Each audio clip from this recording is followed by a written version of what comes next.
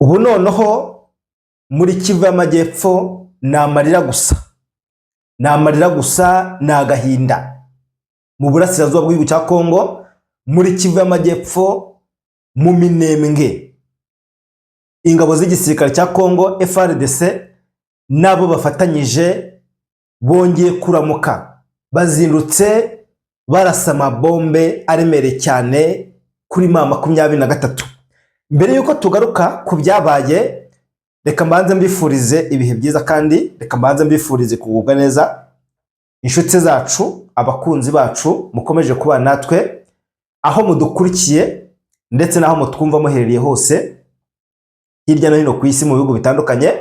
Nongeye kubifuriza kugubwa neza, nongeye kubifuriza amahoro y'Imana n'imigisha kugira ngo bikomeze kubana namwe. Tugarutse mu makuru yacu nk'uko bisanzwe, ni amakuru udakwiye gucikwa, ni amakuru udakwiye gucikwa. Dukomeje kwibanda cyane mu karere k'ibiyaga bigari ariko no ku isi hose muri rusange. Niyo mpamvu tuba dusaba umuntu wese ubanye natwe bwa mbere gukanda kuri subscribe, ubundi ugakanda no kuri like, byaba na byiza ugasharinga. Abantu rero rwose nimutwereke urukundo, nimutwereke urukundo, mulakinge, munasharinge, munatwandikire. Ntabwo turi butinde rero, ntabwo turi butinde, ariko mbere no kwifuriza ibihe byiza abakunzi bacu bose badukurikira bari mu gihugu cya Kongo. Ntabwo byoroshye kubana natwe ariko barabigerageza bakabikora kandi bakanabitwereka. Abantu bari ku mugabane wa Afurika mu bihugu birimo Tanzania, Uganda, Kenya, abantu muri Central Africa na Sudani, abantu bari mu bihugu bigiye bitandukanye ndetse n'i Burayi hose. Rero turi mu gitondo cya kare, turi mu gitondo cyo kuri uyu wa gatatu, turi ku itariki 25 z'ukwezi kwa gatatu umwaka ni 2026. Haramutse iki? Hazindutse iki? Ku mugoroba nibwo twababwiraga uburyo ingabo z'igisirikare cya leta ya Kongo Kinshasa zagaragaye ari nyinshi muri Kivu y'Amajyepfo, izindi zigaragara muri Kivu y'Amajyaruguru. Ari nabwo twababwiraga yuko uburyo ingabo za leta ya Kongo Kinshasa ziri kugaragara ndetse n'uburyo ziri kwitwara ku rugamba bigaragaza ko zifite misiyo nshyashya. Nuvuga ngo bafite gahunda nshyashya itandukanye n'iyari isanzwe. Wenda mbere yuko tureba ibyabaye, ibizindutse bibera muri Kivu y'Amajyepfo mu Minembwe, mu Mikenke, ntago abantu bari muri Kivu y'Amajyaruguru muri teritwari ya Masisi borohewe. Uburyo M23 yitwaraga ku rugamba n'uburyo yakoreshaga strategy zo guhangana n'ingabo za leta, ubu ngubu ingabo za leta nizo zisigaye zikoresha buno buryo. Ku munsi w'ejo amakuru avuga yuko abarwanyi ba M23 bakuye ingabo zabo cyangwa se bakuye abasirikare babo mu duce tubugarukeho. Ariko kubera iki bakuye ingabo zabo muri turiya duce? Nuko ingabo zari ziri muri ako gace zari zaraye zirashwe n'indege zo mu bwoko bwa drone zitagira abapilote. Babona ko hasigaye abasirikare bakeya batari kubasha kujya gute kurwana. Kuri ubu ngubu buri muntu wese akomeje kwibaza ikigiye kuba, kuko no kuvuga ngo icyizere M23 yari ifite no mu bice igenzura abaturage bahari, icyizere bari bafite ntabwo kigihari, cyavuyeho, cyarayoyotse. Ubundi mu bice M23 igenzura abaturage bari bafite icyizere cyuko bamaze kugabana, bavuga bati tuzakora balkanization. Ariko ikosa rimwe ryonyine M23 yakoze, ikosa rimwe M23 yakoze ni ukugaragaza ko ifite ingufu za gisirikare kandi zishobora kuzabageza ku ntsinzi bakagera Kinshasa bagakora ubutegetsi bwa Perezida Félix Antoine Tshisekedi. Umungu b'amakuru dufite nuko ubuyobozi bwa M23 buri mu gahinda, yaba General Sultani Makenga, yaba Colonel Nanga, yaba Bertrand Bisimwa ndetse n'abandi bayobozi bagiye batandukanye bari mu gahinda. Ushobora kwibaza uti bari mu kahe gahinda? Kubera iki bari mu gahinda? Kuri ubu amakuru ahari aravuga yuko bano barwanyi cyangwa se bano bayobozi ba 23 nta kintu na kimwe bafite cyo gukora uretse kubwira ingabo ngo mugende mu Rwanda. Nta kintu na kimwe bafite cyo gukora kuko no mu mujyi wa Goma ibyatangazwaga ko bano barwanyi bahafite autodefense militaire, bafite igipolisi,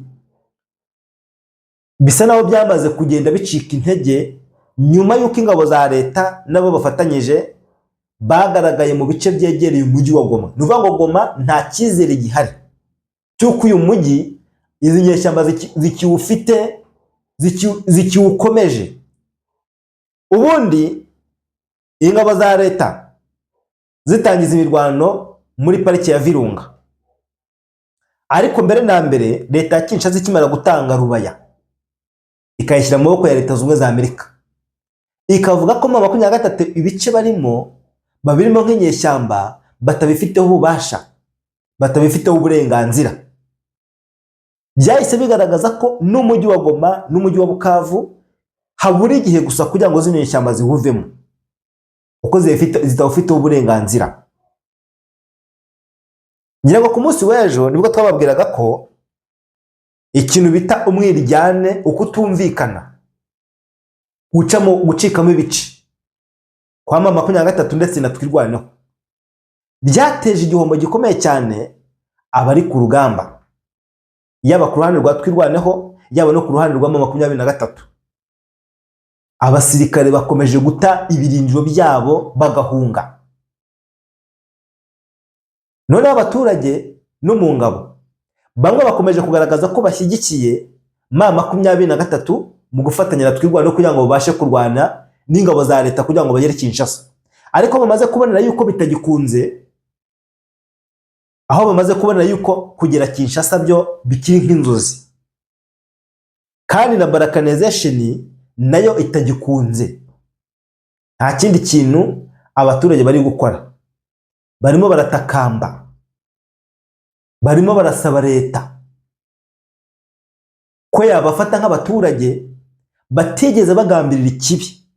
Bavuga yuko bashyigikiye leta mu migambi bafite yo kurwanya M23 ndetse bagashinza M23 ko ariyo yabateje iki gihombo, yabateje intambara, yabateje ubukene, yabateje impfu za hato na hato. Nuvuga ngo bashinze M23 kuba ariyo yatumye ingabo za leta zibashuzaho intambara ikomeye cyane, n'ubu ngubu drone zikaba zikomeje kubarasa. Aba baturage rero bafata M23 nk'umwanzi ukomeye cyane wabateje intambara, noneho ikabateza n'urwango kuri leta. Sinzi wenda n'ibikintu abantu bari kucyumva. Nuvuga ngo yaba abatwirwaneho cyangwa se abaturage, hari Twirwaneho abari ku rugamba bafite intwaro, noneho hakabaho n'abaturage. Abangaba bafata M23 nk'iyabazaniye ibyago. Nuvuga ngo intambara bakomeje guhura nayo bayishinza M23,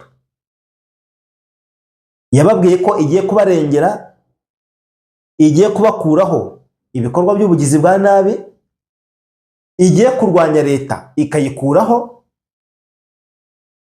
noneho hakaba aribo bafatanya n'izi nyeshya na MLDP kuyobora igihugu. Nuvuga ngo batumye leta yanga Twirwaneho urunuka, yifata nk'umwanzi wa mbere ukeneye gukora ubutegetsi mu gihe barwanaga mu rwego rwo kurengera imitungo yabo cyangwa se kwirinda nabo bwabo. Kuri ubu ntabwo ariko leta iri kubifata, ifata Twirwaneho nk'umutwe ugamije gukuraho ubutegetsi bwa leta ya Kinshasa. Iyo mpamvu rero leta nayo iri mu nshingano zo kurwanya abari kuyirwanya. Nuvuga ngo uretse na Perezida Kisekedi, umuyobozi wese uvuga ngo uriya ni umutwe, yaba uri mu gihugu cyangwa se utari mu gihugu, ushaka kurwanya cyangwa se gukuraho ubutegetsi, ni ukurwanya wivuye inyuma. Nuvuga ngo ugomba gukoresha ingufu zose ufite mu kurwanya icyahungabanya umutekano w'abaturage n'igihugu muri rusange. Niyo mpamvu rero Kisekedi nawe cyangwa se ubuyobozi bwa Kongo Kinshasa bukomeje gukoresha imbaraga nyinshi mu kurwanya AFC M23 ndetse na twirwaneho banzi b'igihugu bakeneye gukura ubutegetsi. Uruvuga ngo ni uguteza ibyago, ni uguteza amakimbirane, ni uguteza ubukene, ni uguteza impfu n'ibindi bigiye bitandukanye hariya. Niyo mpamvu abayobozi ba 23 bahawe ibihano by'urupfu na leta ya Kinshasa kuko biswa bagambanyi, bagashinjwa ibyaha by'intambara byibasira abaturage. Niyo mpamvu imiryango mpuzamahanga n'ibihugu bikomeye byafashe imyanzuro bigahereza ibihano bikomeye cyane aba barwanyi cyangwa se abayobozi bagera kuri 26. Tumaze iminsi tubabwira yuko ubuyobozi bwa 23 buri gushakishwa.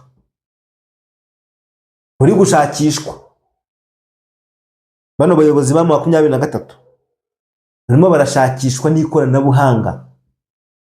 Nuvuga ngo ubutasi bw'ikoranabuhanga nibwo buri kubashakisha. Nababwira tuti gutsindwa kwa 23 biterwa ahanini cyane no kubura abayobozi. Abantu batireka kandi wajya kurira muri Kivu Amajyepfo ugasanga ingabo zirimo zirarwana ariko zidafite ubuyobozi. Muzarebe cyane cyane nyuma y'igitero cya mbere na mbere cyabaye muri teritwari ya Masisi muri Nyabyondo, cyasenye ibirindo bya 23.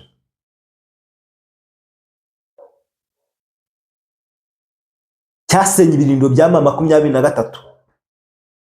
Iki gitero cyakurikiranye n'ikindi gitero cyahitanye barenga 20 muri santere ya Masisi. Abarwanyi ba 23 hasiga ubuzima. Ntabwo byarangiye. FARDC n'abafatanyije bongeye kugaba ikindi gitero gikomeye cyane ari nacyo cyahitanye Lieutenant Colonel Wiringoma n'abandi bagera kuri 19. Mwumve ibyo bitero byose ni muri Masisi. Byatumye abaturage bahunga. Abarwanyi ba 23 barahunga. Kimwe cyabaye muri Nyabyondo, icya kabiri kiba muri santere ya Masisi bice bya Kashebere, icya gatatu cyabaye kivuganye Lieutenant Colonel Wiringoma n'abandi bantu 19 mu gace ko muri Rubaya. Ibi byateye uburakari 23. Niyo mpamvu bavuga ngo uburakari burakubitisha.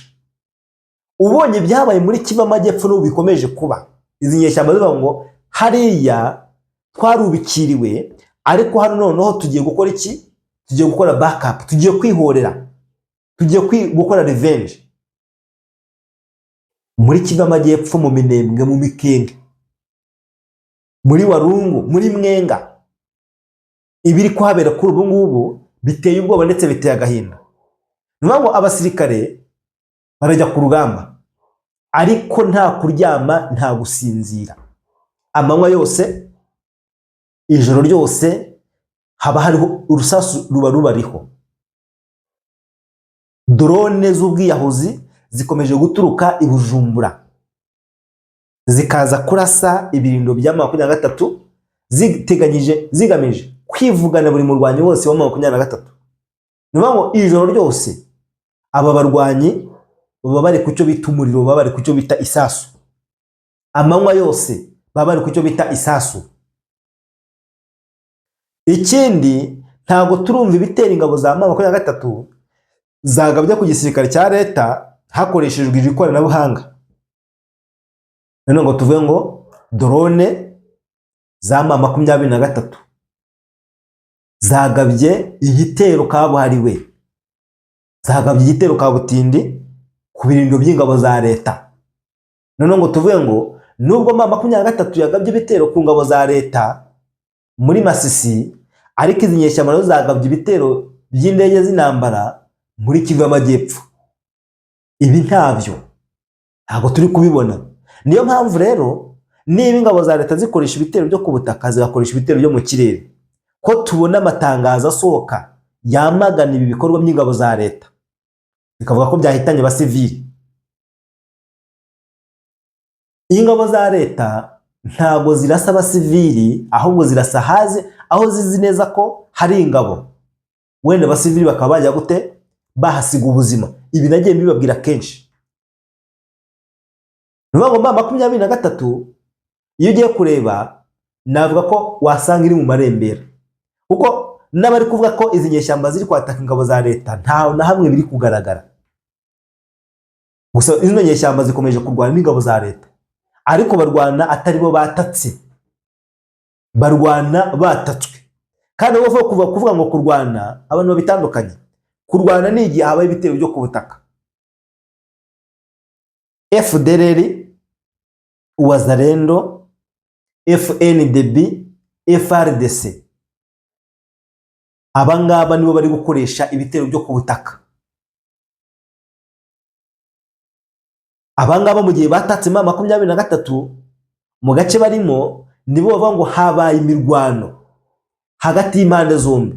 Bamwe barakoresha ibisasu, abandi bagakoresha ibisasu, ariko iyo hajeho ibitero by'indege ntabwo haba habayeho kurwana, haba habayeho kurasa, haba habayeho kwibasira. Kuri ubu rero biragoye kuba bavuga ngo ingabo za M23 ngo zahanganye n'ingabo za leta, wenda bibaho mu bice bimwe na bimwe, ariko kuri ubu ngubu ntabwo bavuga ngo bahanganye, kuko ingabo za leta zirimo zirakora icyo bita kubombarida, ziri kurashisha misiri ziremereye, bari kurasisa indege z'intambara, kandi bakarasa ibice M23 irimo. Ibitero byo ku butaka birakoreshwa, ngo biribasira ihuriro rya M23. Bitari ibyo ngibyo gusa, noneho hakaza n'indege z'intambara. Izi ndege z'intambara nizo ziri gukora icyo bita gushengabaza, kubabaza abarwanyi ba M23, kuko nabyo bikomeje kubahitana. Ubushize nababwiye ngo hari impinduka FRDC yagiye ikora nyinshi cyane, kandi zigenda zigaragara abantu. Kurebye igisirikare cya FRDC muri 2023, 2024, 2025 biratandukanye cyane, birahabanye, yaba mu buryo bw'imirwanire, discipline, ibikoresho biratandukanye n'ubu ngubu. Ngira ngo mu myaka yashize ingabo za FARDC zagiye zigaragara cyane nabi, cyangwa se mu bikorwa by'ubugizi bwa nabi.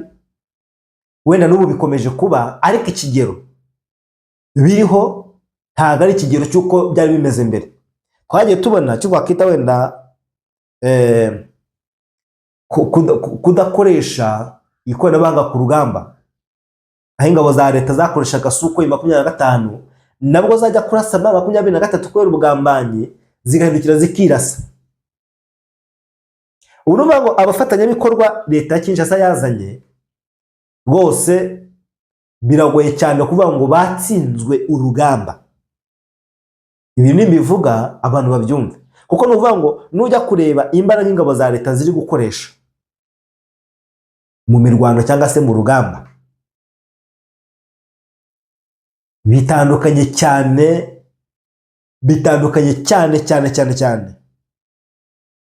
n'imbaraga M23 iri gukoresha. Kuko niba aha ngaha tubona ibikoresho biri ku rwego ruhanitse, tukabona imikoranire hagati y'ibihugu bikomeye ndetse na Kongo, cyane ku birebana n'ibitero by'indege z'intambara, ibitero byo mu kirere, FARDC ikomeje gukoresha uburyo navuga yuko buremereye, buri ku rwego rwo hejuru.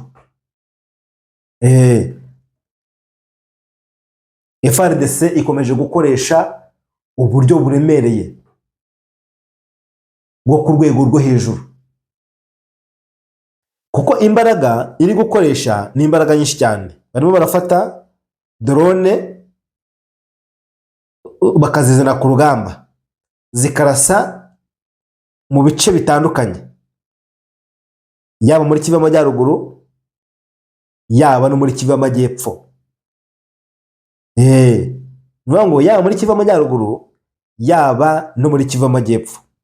Aha ngaha ari ikintu kiri gusabwa ni ukwitonda cyane, cyangwa se no kwitondera uburyo intambara imeze, kuri uru rugamba, kuko ni ukuvuga ngo abarwanyi ba M23 barimo barakoresha ingufu cyangwa se imbaraga nyinshi mu kugaba ibitero ku mwanzi wabo.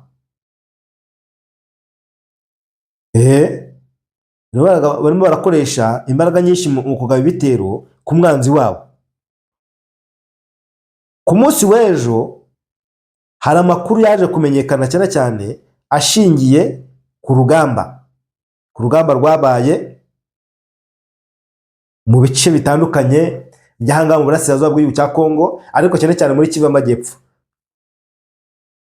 y'Amajyepfo ndetse no muri Masisi. Muri hano ahantu hambere hakomeje kugaragara ibicyo bita intambara,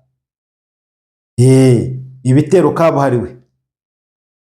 Kivu y'Amajyepfo hakomeje kugaragara intambara, kuko nuvuga ngo umunsi ku munsi hakomeje kugaragara ibitero, kandi bino bitero birimo biribasira cyane cyane abarwanyi ba M23 nk'uko natangiye mbibabwira. Birimo biribasira abarwanyi ba M23 kugira naho amakuru avuga yuko ingabo za M23 zagerageje kuva muri Kivu y'Amajyaruguru ngo zize gutanga umusada muri Kivu y'Amajyepfo, zarasiwe mu nzira. Ubuyobozi bwo muri Kivu y'Amajyepfo burimo buratera morali ingabo, ariko ibyo kuva muri Kivu y'Amajyaruguru baza muri Kivu y'Amajyepfo bavuga bati mugume ku rugamba, ibyo kuva muri Kivu y'Amajyepfo bajya muri Kivu y'Amajyaruguru bavuga bati mugume ku rugamba, ingabo zikimurwa mu rwego rwo kugira ngo babashe guhangana n'umwanzi. Ibi ntabwo biri gukorwa. Nuvuga ngo nyuma y'uko M23 imenye ko ari ubutasi bw'ibanga bukomeje gukoreshwa kandi bw'ikoranabuhanga, uyu mutwe ntabwo wigeze n'umunsi n'umwe wongera kugaragara mu bikorwa byo gukoresha tekinoloji. Aribyo natangiye mbabwira ngo niba ingabo za leta zizera drone zikazirashisha, M23 ikaba itari gukoresha izi drone ngo tuzibone, ntazihari. Izagerageje kohereza Kisangani ngo zahagarika biriya bitero muri Kivu y'Amajyaruguru, zahise ziraswa n'Abafaransa. Abafaransa bahise bajya gute? Bazirasa Kisangani. Bivuze ngo no mu mwaka ushize byarabaye.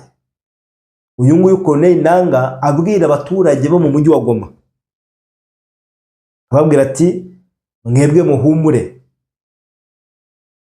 indege igisirikare cya Kongo bari gukoresha tuzazirasa.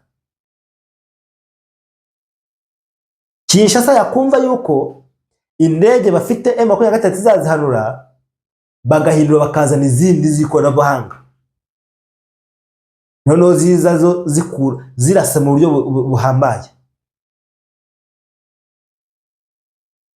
Niyo mpamvu rero leta ya Kinshasa ivuga ko M23 yikumarisha abaturage, kuko yo impamvu na bino bihugu bikomeye bikomeje kubishinza M23, bafata abaturage bakajya kubatraininga, bakabahereza imyitozo ya gisirikare n'ibikoresho, bakaza ku rugamba.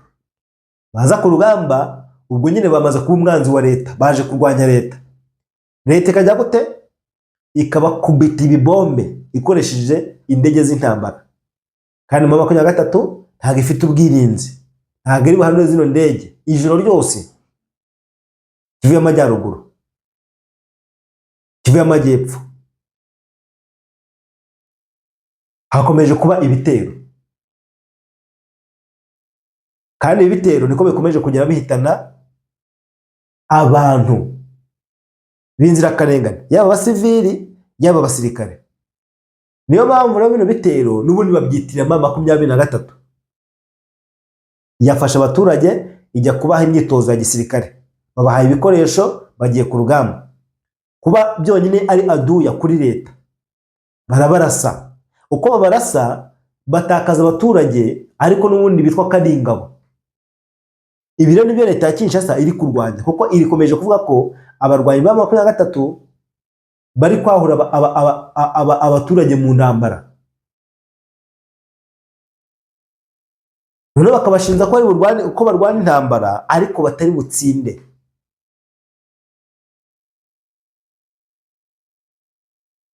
Mu itangazo 23 yashyize hanze ku munsi w'ejo, yongeye kwamagana ibitero byifashishwemo indege z'intambara leta ya Kinshasa byagabye kuri M23, ariko kubyamagana nuko bavuga ngo byibasiye abaturage b'abasivili, kandi leta ya Kinshasa niba izi kantu haba umwanzi, niba M23 iri mu bice bituwe n'abaturage. Twagiye tubigaruka kenshi, mu nsengero harashwe, mu mashuri harashwe, mu mavuriro harashwe.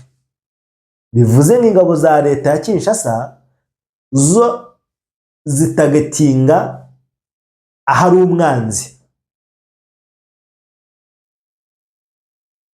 abasivili bakagenderamo ki? Bakagendera muri iyo ntambara.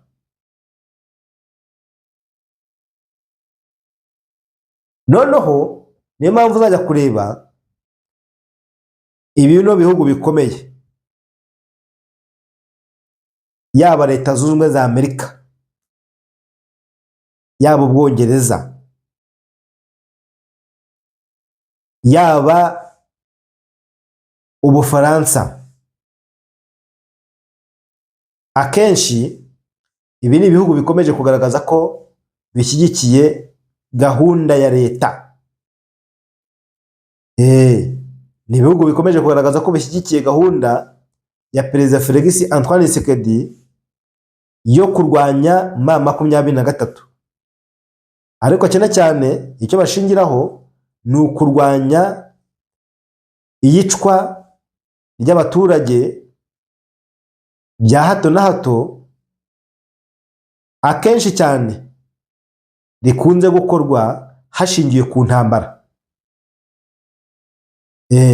Mu minsi yashize ahangaha mu kibaya cya Rusizi habaye imirwano ikomeye cyane, imirwano yaturutse mu bice byo muri Sange yerekeza no mu kibaya cya Rusizi.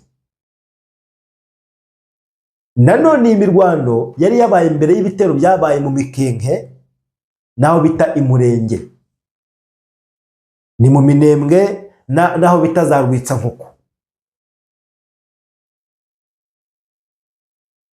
Hano habaye icyo bita intambara ikomeye cyane, habaye ibitero bidasanzwe, kuko nuvuga ngo ingabo za leta zakoresheje uburyo bwose bushoboka kugira ngo zibashe kugera ku ntsinzi, ariko babikora batitaye,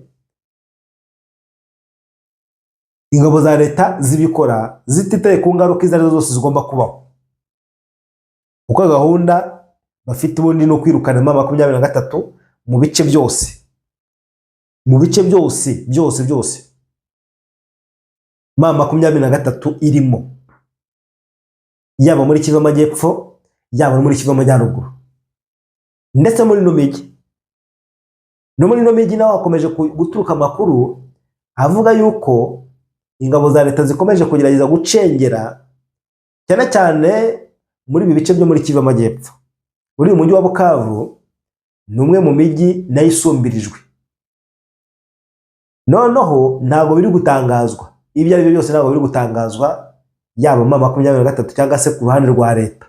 Ntabwo leta iri kwigamba ibyo yakoreye M23, n'izi nyeshyamba ntabwo ziri gutangaza ibyabaye.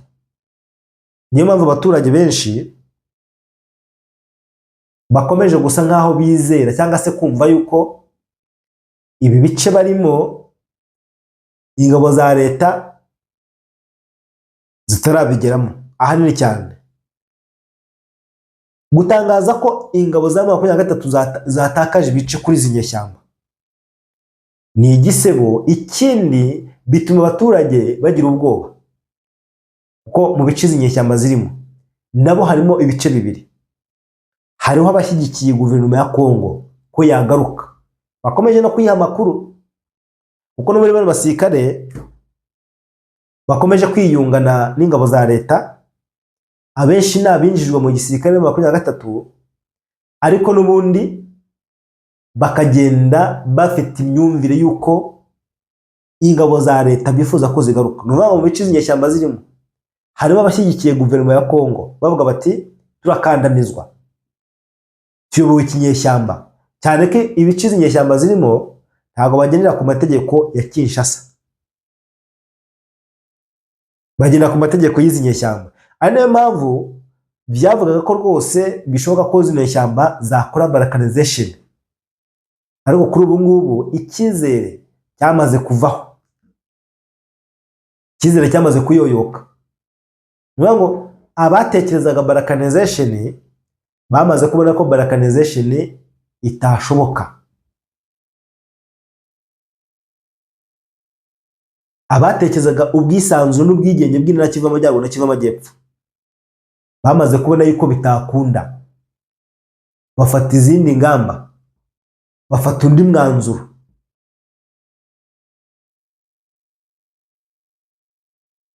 Izi ngabo rero z'igisirikare cya Kongo FARDC biragaragara yuko muri operasiyo bakomeje gukora niyo kurwanya M23 burundu, hagamijwe gutsindwa iyi ntambara.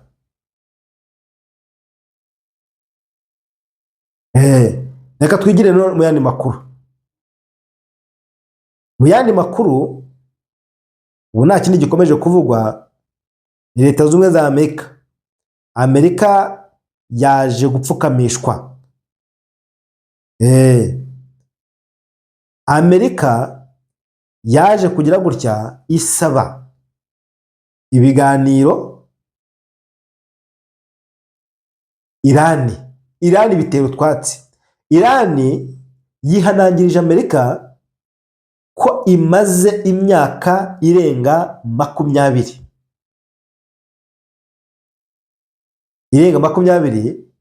yitegura intambara yo kubaka.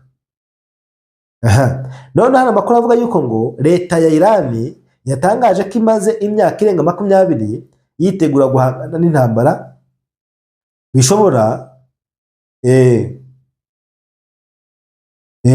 yateganyaga ko bishobora kuyishorwaho intambara yo ku butaka. Noneho ni cyane cyane ingabo za Leta Zunze Ubumwe za Amerika mu gihe umwuka mubi ukomeje kuzamuka mu burasirazuba bwo hagati. Mu magambo akomeye cyane yatangajwe n'abayobozi mu nzego z'umutekano za Irani, bavuze bati rwose mu gihe kirenze imyaka 20 twari turi twitegura uyu munsi. Banashimangira ko bafite ubushobozi n'ubunararibonye buhagije bwo guhangana n'ibitero icyo ari cyo cyose cyaturuka hanze y'iki gihugu. Iyi ni Irani rero. Amagambo aje akurikira n'imata yatangajwe na Minisitiri w'Ububanyi n'Amahanga wa Irani, wavuze ko ngo igihugu cye gitegereje igitero cy'ingabo za Amerika kandi ko cyizeye neza ko ngo cyatsinda, ndetse ko byaba ari akaga gakomeye cyane kuri Amerika.